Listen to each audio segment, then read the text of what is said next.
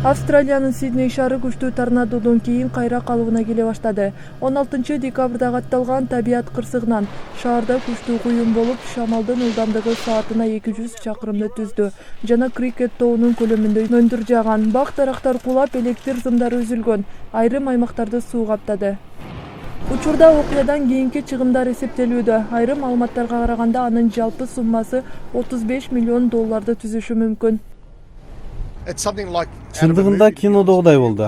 Көчөдө жашоочулар кайда барарын билбей, баары дүрбөлөңгө түштү.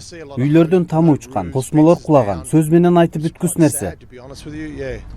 Күбөлөрдүн айтуусунда кырсык кокусунан каптады. 25 градус жылуу турган аба ырайы кескин өзгөрүп, айлананы караңгы каптаган. Бактыга жараша каза болгондор катталган эмес. Кеңсебизди суу басып кетти. Рождество алдында күтүлбөгөн кырсык болду. Аябай катуу шамал болду. Капстан эле жамгыр нөшөрлөп, заводдун ичи бат эле сууга толуп калды. Кырсыктан 6000ге жакын турак үйлөр электр жарыгысыз калды.